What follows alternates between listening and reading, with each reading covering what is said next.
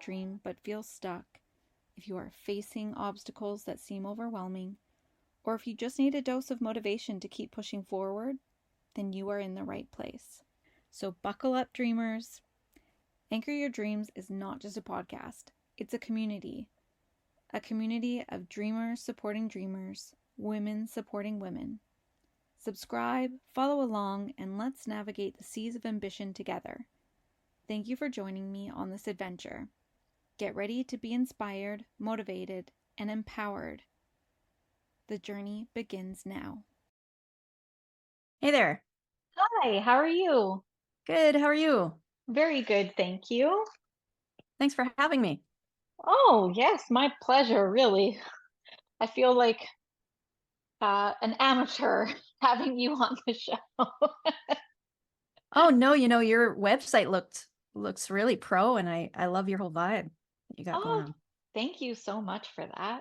Yeah, it's been a work in progress and a labor of love, trying to figure all this stuff out on my own, but I love a challenge.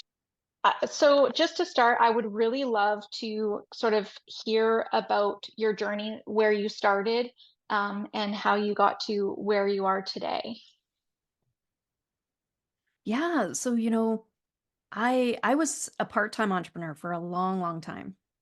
And I worked a full-time job, and I was always wanting to turn my part-time business into a full-time venture and my full-time income. And it always seemed like success was just around the corner. It was just always slightly out of grasp. Like for many years I did that.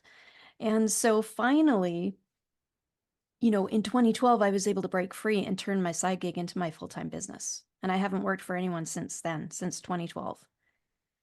So a big part of that was learning how to build thriving communities around my message and how to leverage my message and expertise to generate monthly reoccurring income. And I want to share that with you today.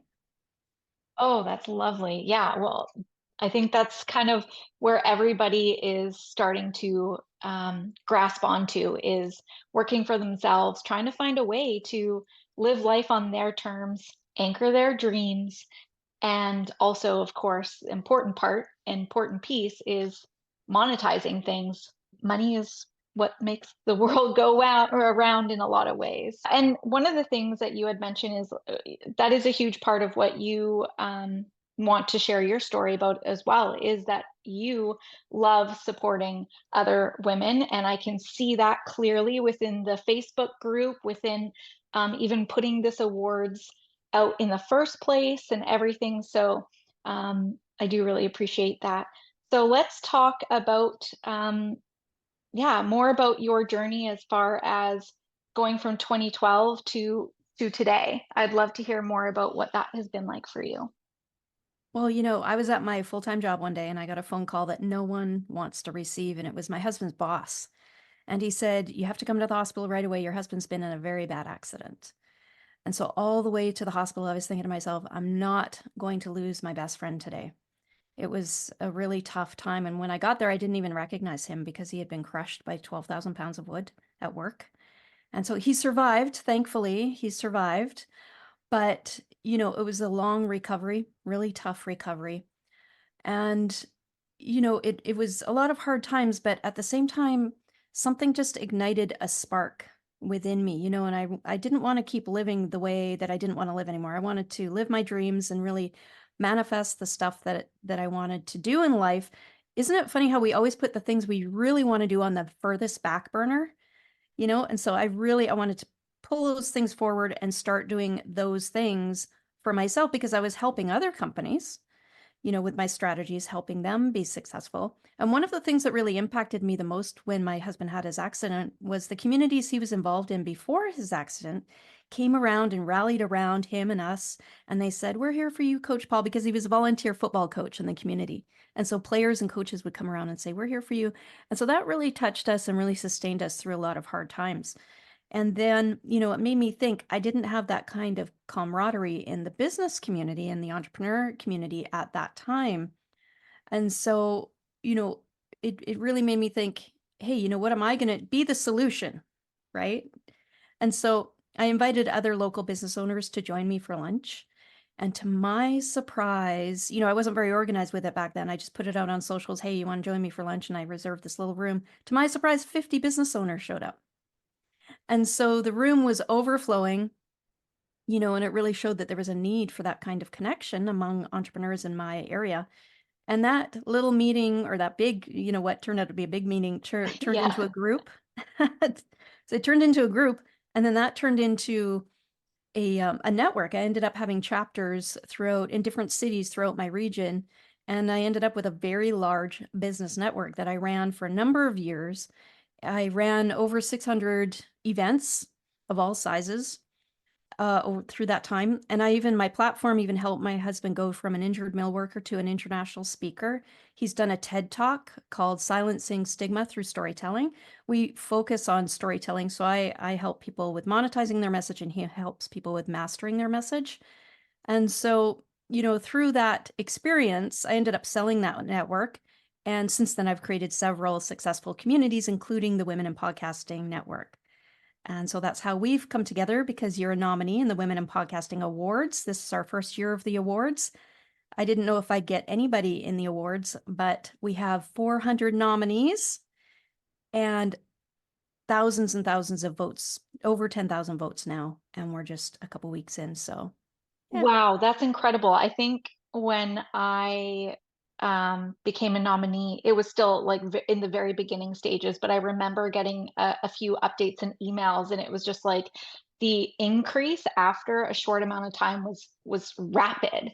Like it was really massive. And now the votes, to hear that there's 10,000 votes, that's incredible. And it's going until October, the voting process. So that's Mhm. exciting. We still have lots of time to get that out there.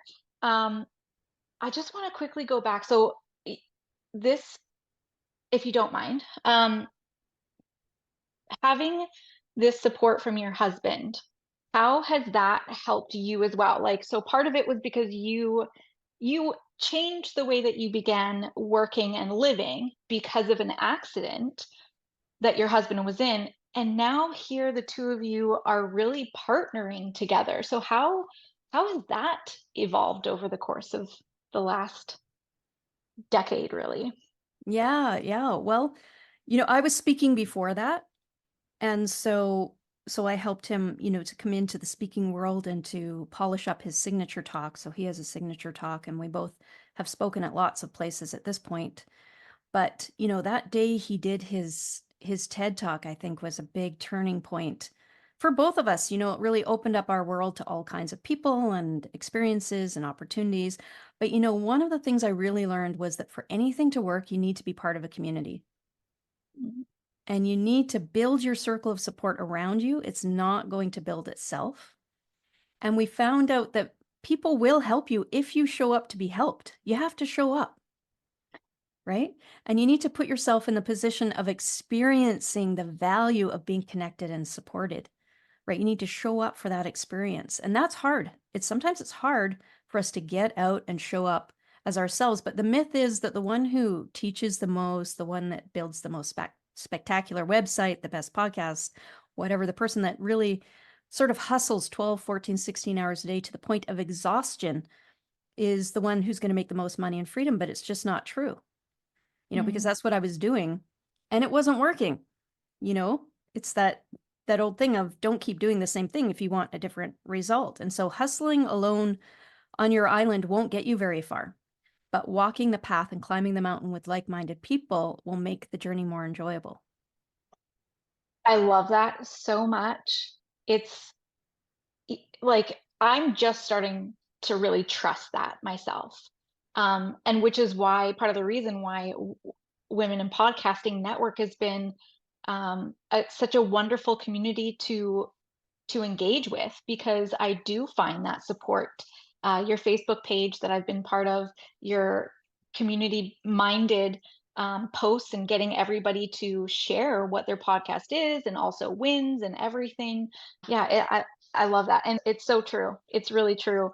One of the things that in the application for this podcast that you wrote, I had to underline it because it was something I just really needed to make sure that was said on here is you wrote, "Your story creates opportunities and opportunities create stories." And that is so true. And I think sometimes um, we forget that there is always another story and another story. And if we put energy into creating stories, we will also get opportunities and vice versa. So if you want to touch more on that, I would love to hear. Yeah, I had to flip those scripts in my mind.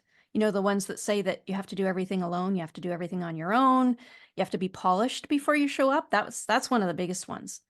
You don't have to be polished to show up. I still am not polished to this day, right? I trip over my words, I say the wrong thing, all those kinds of things. Just show up. The main thing is just show up. You don't have to have all the things polished and perfect. And, sometimes I accidentally say or like.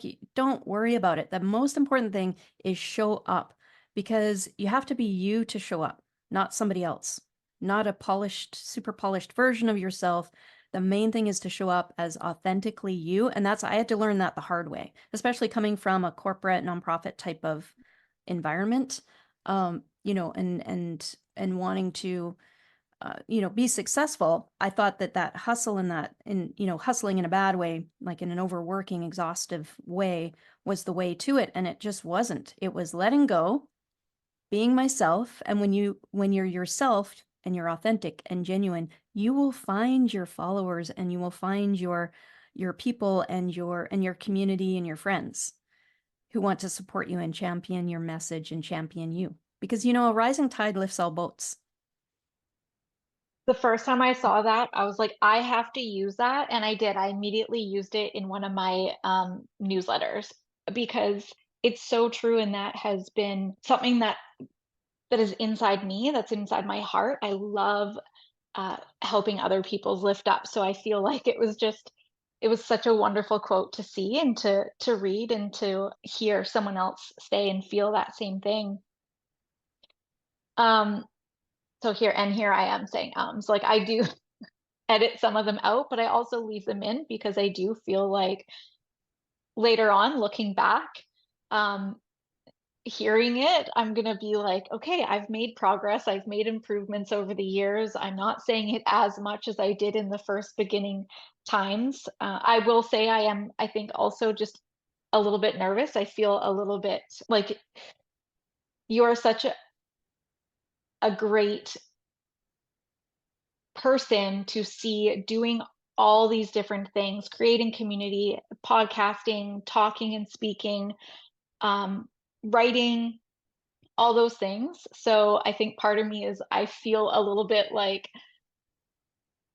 I wouldn't, well, in a way, like kind of starstruck for how accomplished you are. So forgive me for having a little bit of nerves right now. Um, One of the things that you did also talk about was that going back to this accident, it ignited a spark for you to live your dream.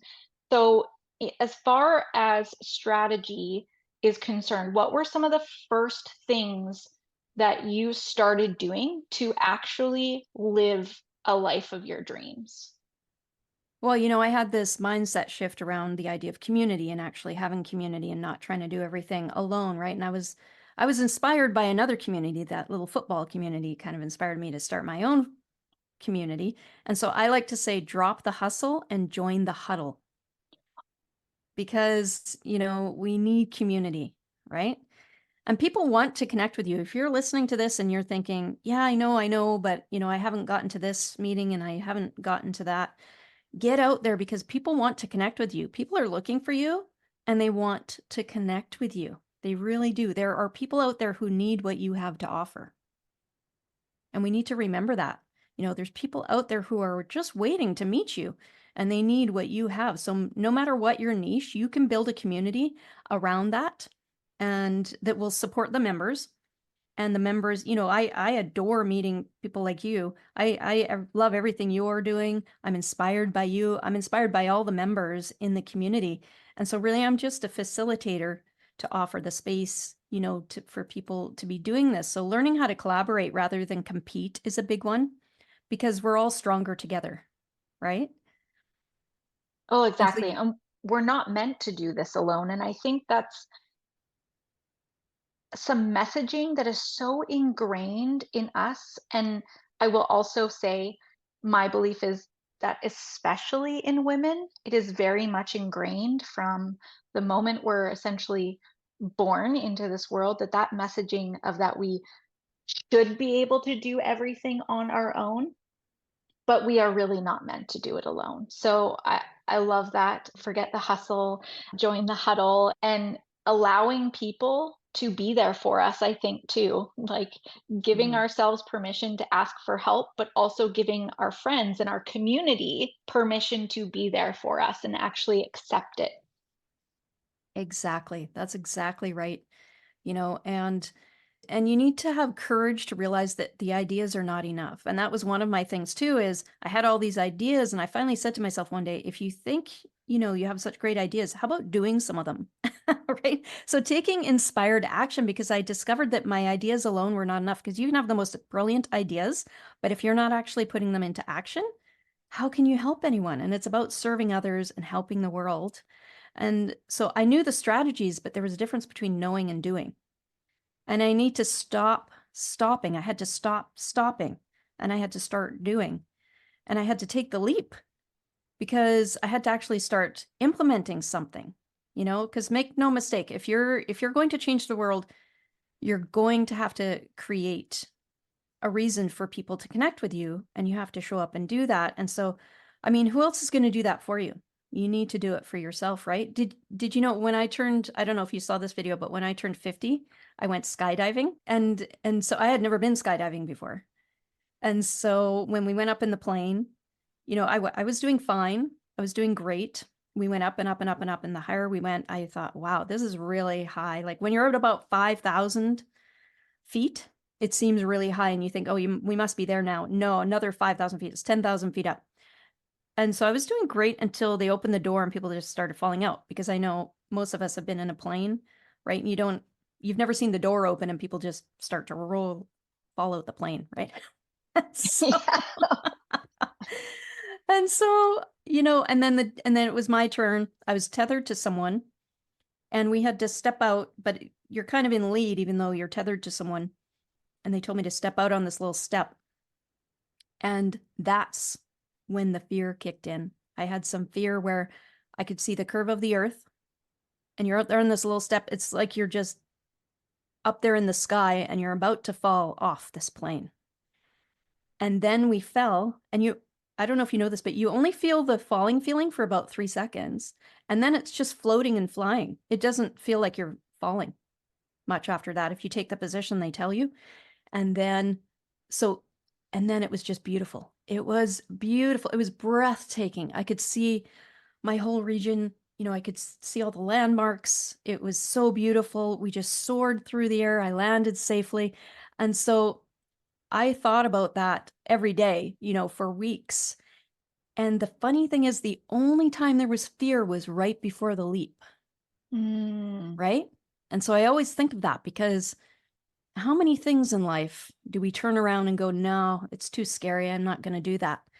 But if we take the leap, look at the view that's on the other side. Look at the amazing opportunities that can flow your way if you just take that leap. It's really just the leap that's the scary part.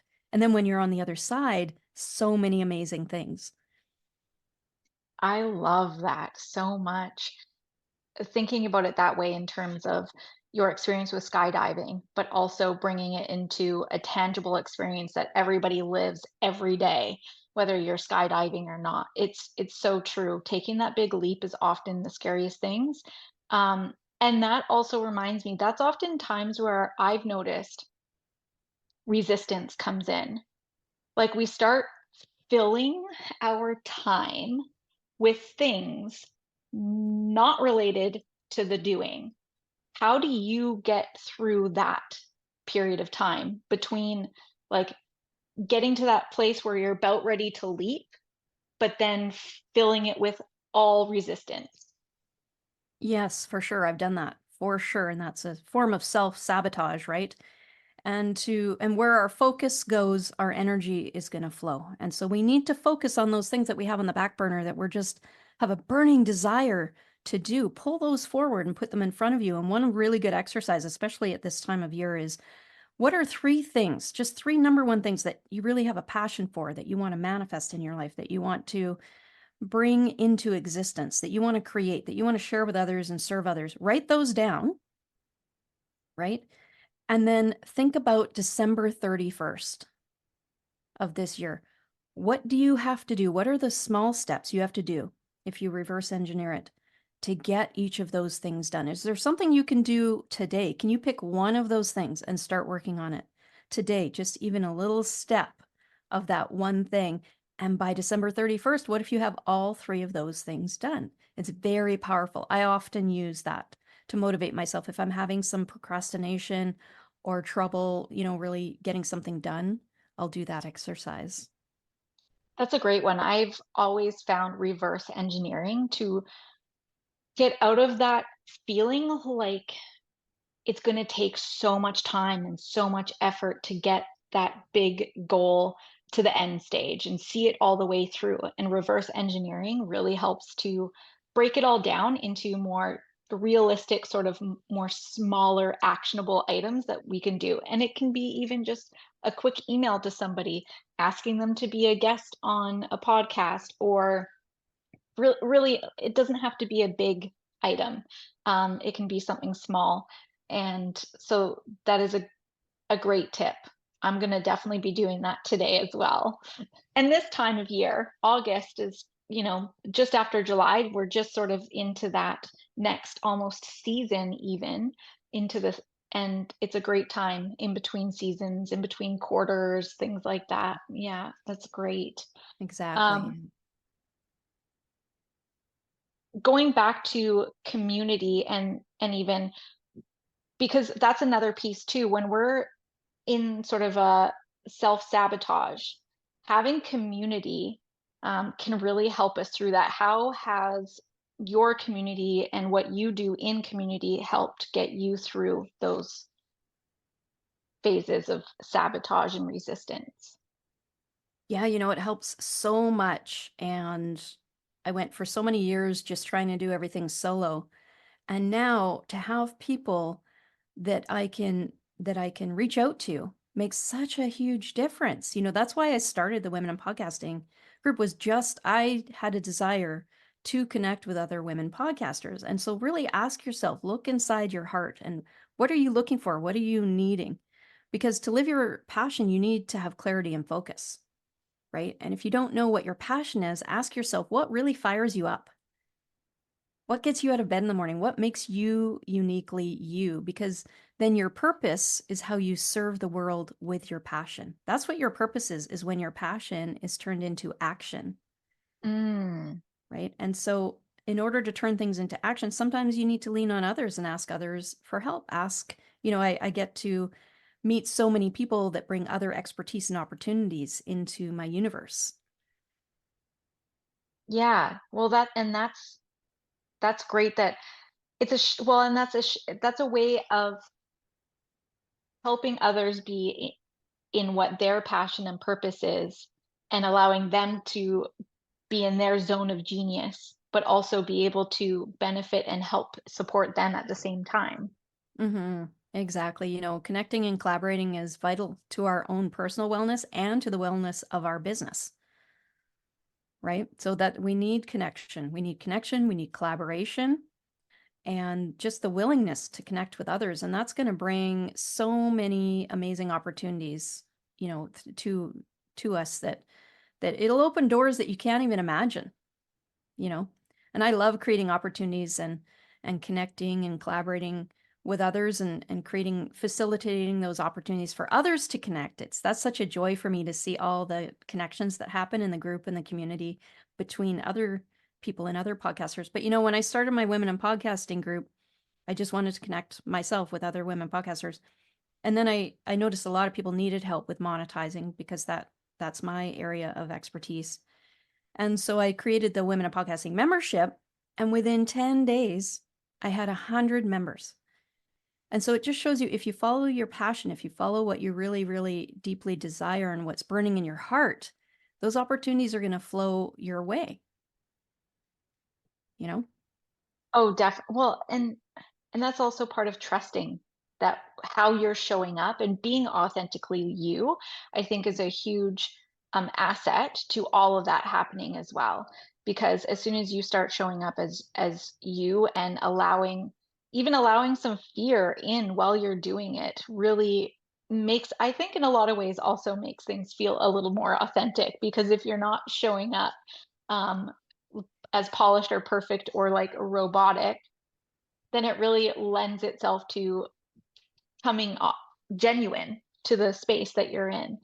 Um, just sort of going back to the monetizing of podcasts, can you share a little bit about your experience from when you started your podcasting and how you began getting into the monetizing portion of it? Yes, well, I started monetizing right away because the reason is I have multiple streams of monetization. And so I monetize not using what a lot of other podcasters use. A lot of other podcasters think, or when they start podcasting, they think sponsorship is how people monetize their podcast. That's the last thing I would do or do. I use all the other methods of creating courses, memberships, collaborations, using affiliate marketing, using all the other streams other than sponsorship. And so what that allows me to do is, and to show others as well, is you can start generating, pardon me, you can start generating income right away. You don't need a large audience and you don't need thousands and thousands of listeners. It can be a small community because my background is I have what's called a provincial instructor's diploma. In my region, that just means I'm an adult educator. I'm an instructor. I can instruct adults. That's all that means. And I can create curriculum, right? And Mm. so I Mhm. create a lot of courses and things like that. And so I can, for me, because so part of my business would be doing workshops. And so for me to have a room I would do the same for 5 years, I did the same workshop every month in addition to other things. But I would have anywhere from 8 to 80 people in that particular workshop, depending how I marketed it or what connections, who brought other people and all this kind of thing. And so to me, having, 30 or 50 or 80 people listen to something is the same as having a workshop, is what I used to do. And so I think of it more as having a workshop or the audience I would have to have a talk or a workshop or something like that. So anything above that's kind of a bonus. But that's what I think is that people need to look at other sources other than sponsorship. Sponsorship is great, and if that's working for you, fantastic. But if you want some, I just really love the idea of a membership where I connect with my members, and I'm not just promoting something and putting it out there and not knowing what's happening. I love connecting with people, and so I love the memberships where I can get to know the members, engage with the members, help them, see improvements in other people's business and lives. And so that really resonates with me. Memberships are definitely my favorite, but affiliate marketing collaborations are so important, to participate in, to get to know other people. And yeah, so those are the Yeah. ways I do it. Yeah. Well, the sponsorship side of podcasting is really interesting because you're right. A lot of times, even it's required to have a certain amount of downloads, a certain amount of listens, um, listeners, a certain amount of episodes, like all those things. And even I haven't taken a deep dive into it for a while myself, but when I did first begin this podcast, that was my goal, was to monetize it and have sponsors. And since then, I've really truly just realized that one, showing up as me, being authentic, connecting with people is so important. And then even just doing it more on a smaller scale. So, not necessarily driving everything that I'm showing up to do every day with this podcast with only an end goal of monetization, because I know that I start to feel disconnected from community when my only focus is monetization. So I really appreciate your messaging around community first. And uh, so, how did you combine the two? How did you sort of get to that point where you were able to see it all in one beneficial sort of package versus one thing and then another thing? Yeah, well, it just feels better to me because it's not, when you create a community, you're filling your business, but you're also feeling fulfilled. And so when I help people, that just brings so much joy to me. And so, I try to encourage people that they are enough. I just want people out there to know you are enough, right? In fact, you are royalty. You, Megan, and everybody in your audience, we're going to take royalty back. Okay? And by royalty, I just mean the highest version of yourself, the ultimate you want to be, the person you want to manifest, the person you are manifesting into right now, because you are the ruler of your own life. And embracing the royal position that you hold in your own mind and your own life is going to make a huge difference. It's just going to make a huge difference. And so that's what brings me so much joy, is bringing that into my community and showing others how to do that, because you have the power to rule over every action that occurs in your being, in your life, in your business. And you know what? You are a brilliant genius with so much to offer the world. You are. And I just love encouraging people. My favorite thing is to encourage people.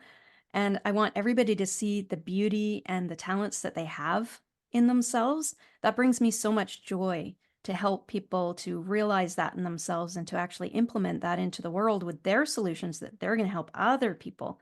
And, I want you to see that beauty that you have within you, like a gem, like a precious gem. Just hold it and look at it. And I want you to declare it and decree it and proclaim it. And who else is going to do it for you? Right? You are the ruler of your life and your business. You need to make that first step to do that, because nobody else is going to do it for you, right? And who else is Yes. going to promote you?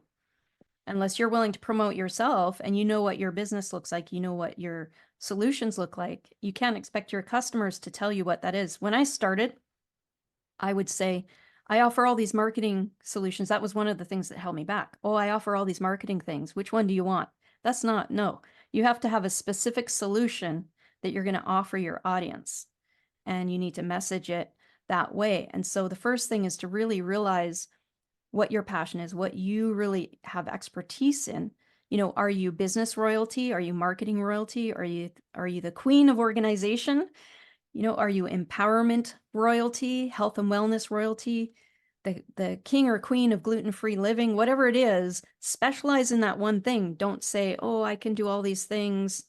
To have one solution that's really, really crystal clear to your audience, and really know who your audience is. And that's a whole different talk that we could chat about, right? But Yeah. what which is really an often skipped step, because it's hard to identify your audience at first, but you'll get to know that through your business. But whatever your passion or purpose is, you are royally that. And really focus on that and present that one thing. Really identify what that is within yourself and present that to the world. I had a person show up in my network and they would say, well, I can do this amazing service. Oh, that sounded great. But then they named off 3 or 4 different things. And I looked at them and I thought back to myself when I started. That's what I used to do. I can do all these things, because you think in your mind, if you don't say all of them, you're going to miss a possible customer, right? But actually, it's Yes. the reverse.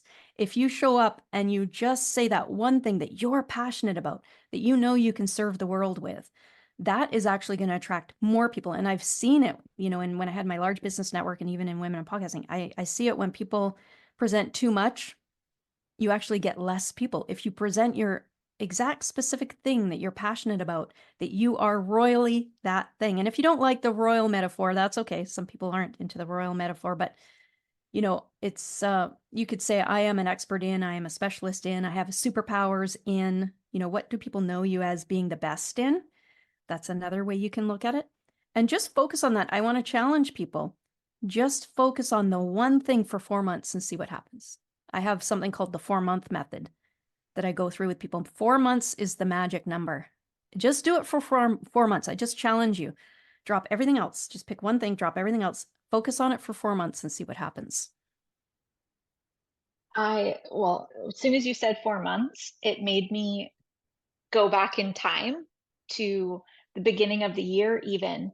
And that's really what I ended up having to do with the podcast was in order to really get momentum, consistency, clarity on even like all the things that come in with podcasts, right? Guests, like who I want to talk to, who I want to be the listeners and continue to spread the message and join in the philosophy of it and everything. Because Anchor Your Dreams for me, when I look back, it's been something that has been messaging throughout the years and different other offerings that I've had.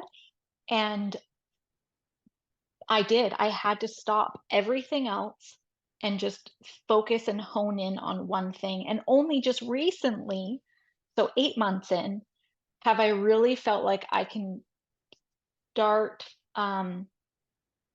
putting some energy into a couple other things that I enjoy as well. Oh, Megan, you've done such a good job with that. Your approach is so unique. I haven't seen anything else like it. You really have honed in on what's specific to you and what really stands out as something that isn't seen anywhere else. You haven't repeated something from anyone else. Very, very unique, very specific to you. And I really love it. Though your messaging is fantastic. And, I hope people vote for your show. Thank you so much. My friends and family, they've all been so supportive right away. And I think that's again goes back to community and also accepting and allowing people to support us. People do really want to support other people. Mm-hmm. And there I think when we don't value our own space in this world, when we don't take up that space, when we don't see ourselves as royalty, it stops others. It's not that they don't see it, it's just that they hold back on supporting it because they think we don't want that support. Exactly. Exactly. I used to do it in the beginning, and that's why I wasn't able to break through. When I finally broke through, that was the difference, is I was, being specific because, use whatever empowers you and ditch whatever doesn't resonate with you. Right? So you don't have to, there's too many people, and I did this too, trying to get their customer to decide what they're going to do. I would teach in some government funded classes for new entrepreneurs. And I would always get the question, Jennifer, just tell me something that's going to make money. Right. But the thing is, what happens then? It doesn't sustain itself because you don't have the passion connected. The same as the reversed on the other side too. If you just go by your passion and you don't look at your audience or anything like that, you're not going to make much money, right? So you need to have those two things converge. I call it my influence formula, where those two things, when there's balance and alignment between your passion and how you're going to serve the world, so the people that, what is your customer's pain or problem? When those things are aligned, that's when you can create systems and frameworks that are going to really fuel your business and, help you to scale. Yes, well, and I think that's an important thing too to bring up is scaling. Going from 0 to 60 is going to be more on that hustle side of things where there's going to be things that you overlook. You're maybe not going to actually tap into the audience that you really need to tap into. Mhm. And you're not going to get those monetization figures that you think you're going to get because you've gone from 0 to 60 and there's things that you've missed along the way. Mhm. Um, I wanted to specifically ask what are the tips for sorry, what tips can you share for staying motivated during some challenges? Like if we're going to talk about podcasters specifically, maybe they're not getting as many downloads. Maybe there is a drop off of support in some way. People sharing. What tips would you give to podcasters for that? Yeah, well, really, really to be consistent, always keep really going back to your inner work. Everything starts with the inner work, because I always thought, why am I not breaking through? Because I have all these marketing skills. And I have 3 mountains in my program, and I've created a model called the 3 Apex model. And the first model or the first mountain is called Mount Mindset. The second mountain is called Mount Message. And the third mountain is called Mount Monetize. And so I didn't realize this at the time, but I was specializing in Mount Monetize, thinking that was the, way to success. But if you don't tap into if you don't try to go up the path of Mount Message and Mount Mindset, those are the things that can hold you back. You need to try to get to the summit of every one of those mountains. And so what I found out was that I was trying to power through without all that inner work. Now, I had been in some corporate and nonprofit and government spaces where there was a lot of professional development, but being an entrepreneur takes a whole different set of mindset skills, overcoming limiting beliefs. Having to, I really love, we brought on a lot of modalities after my husband's accident. We got into a lot of mindset work, meditations. I really love affirmations. So when you're in a theta space, to absorb some affirmations can really help. So that's one of my favorite things is affirmations. I actually created an affirmation for podcasters, and people can find that at womeninpodcasting.net. I created an affirmation specifically for podcasters to help them stay encouraged and motivated. Oh, I love that. I can't wait to check that out. I'm a big, huge fan of affirmations as well. I think they're very powerful because they don't take a lot of effort. They are I love affirmations, I really do. And I Yeah, find quotes can be, similar, or some people will call them a mantra. It's all very similar, it doesn't take a lot of effort, but there's the impact that they have is so great. Yeah. exactly. Yeah, until I tried to scale Mount Mindset, I was getting nowhere. You need that inner work to really know what your passion is, to have the courage to overcome those limiting beliefs before some of the other stuff will work. Definitely. And as you're talking, I thought about it in a lot of ways. This is a very holistic approach to everything. There's different areas that we need to focus on to really bring it all together. And that to me is sort of what this process is. It's very holistic. It's not just about going in and recording a podcast, editing it, and putting it out there. There really is so much more behind the scenes that um, I I think gets lost because people just show up with their AirPods in and listen to it, but there's so much more behind the scenes that either the podcasters are dealing with, the guests themselves, because some people, just as much as a podcaster might have, some internal limiting beliefs, guests can too. They often fear showing up and sharing their story. So is there any tips that you might have for people who are listening that might also want to try their hand at being a guest on a podcast? Yes, yes. So definitely work on a signature talk and have your title and your description ready to give to people, as well as other assets, any images, headshots, and things like that. You don't necessarily need really high-end professional headshots these days, but it does help. We've had them over the years. But even if you can just do something really well with your camera, that's fine.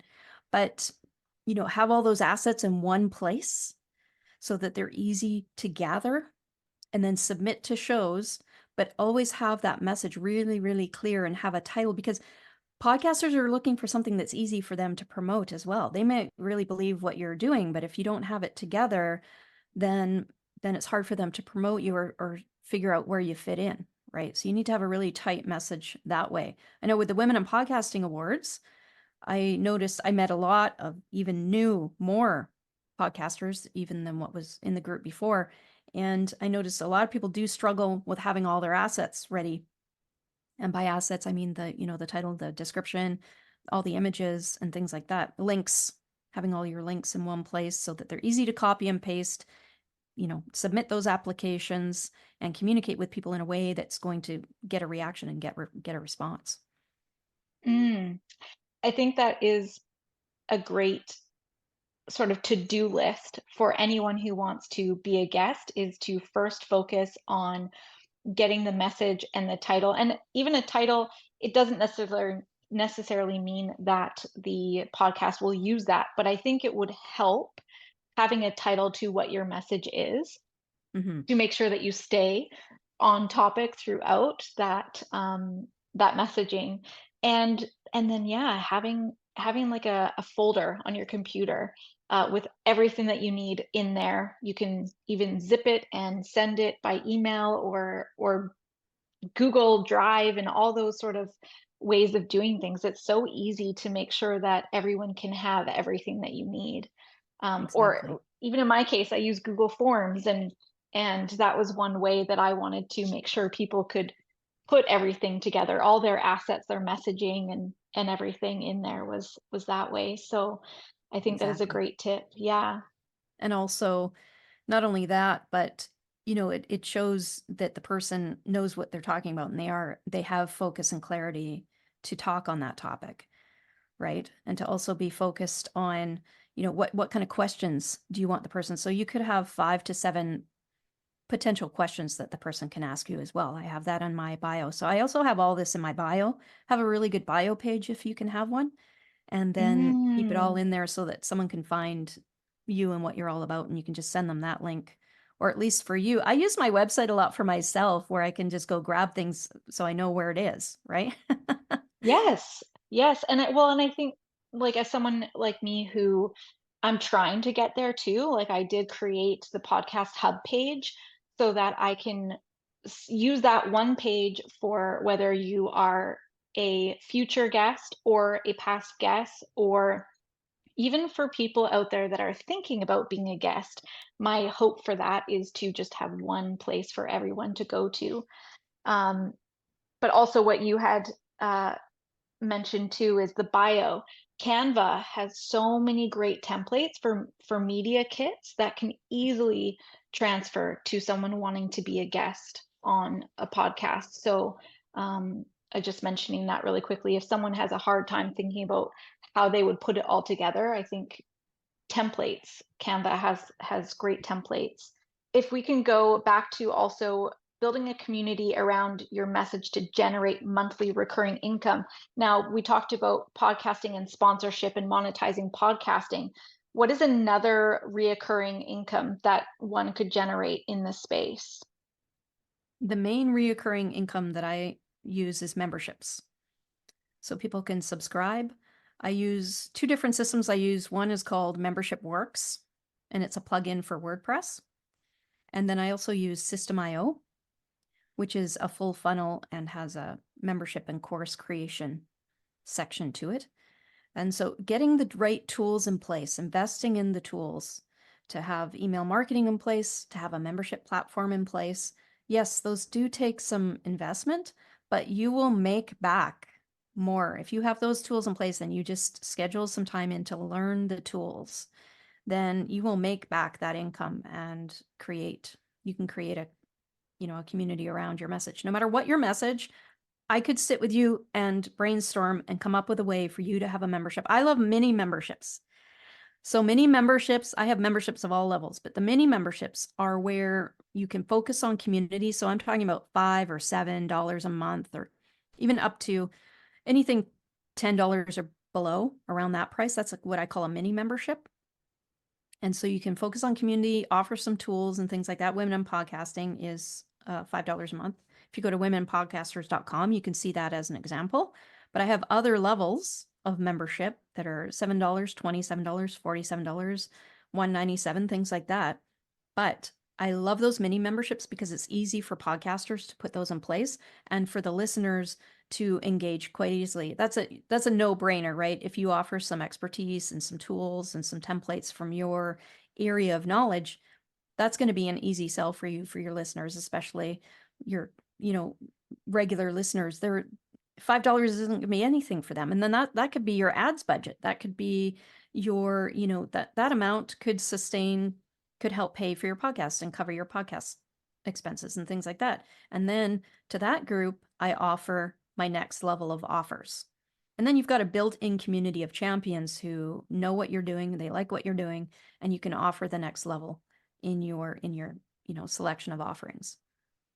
I love the idea of mini memberships and $5. I mean, you can't even get a Starbucks coffee anymore for $5. Exactly. So so I think that is an absolutely reasonable amount to begin, right? Like Mhm. this is again just going back to what people can start with and where they can see some improvements and building community, all of those things.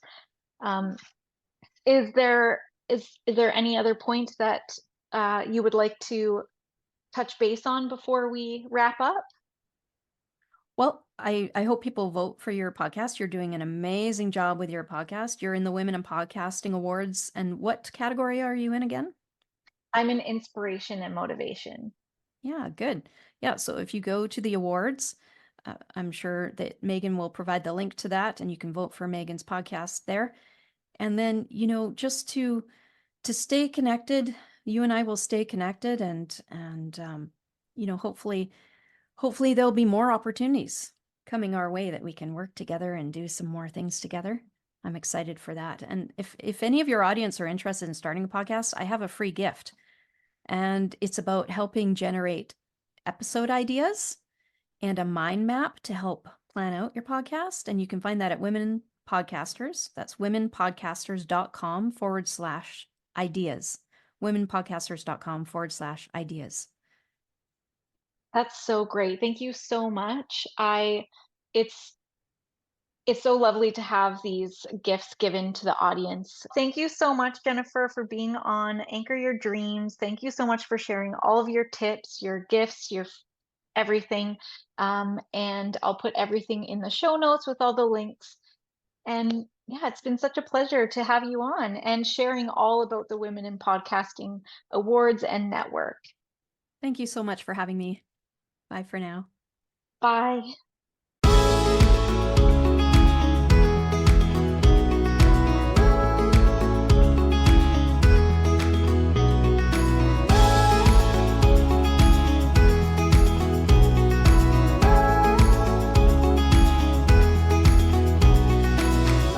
Thank you for joining this week's episode of Anchor Your Dreams. I hope you enjoyed today's conversation as much as I did. A big thank you to our incredible guest for sharing their wisdom and insights. If you resonated with today's episode and want to explore more about turning your dreams into reality, be sure to subscribe to the podcast. We have a lineup of amazing guests and valuable content coming your way. Don't forget to connect with us on social media. You can find us on Instagram and Facebook. Share your thoughts, insights, and your own journey using the hashtag #AnchorYourDreams. Head over to our website at meganmcquillan.com in the podcast section, where you'll find the show notes, resources, and information about upcoming episodes. Before we wrap up, I want to express my gratitude to each and every one of you. Your support means the world to me, and I'm thrilled to be on this journey with you. Remember, anchored dreams become goals. Anchored goals become results. Until next time, dream big and stay anchored.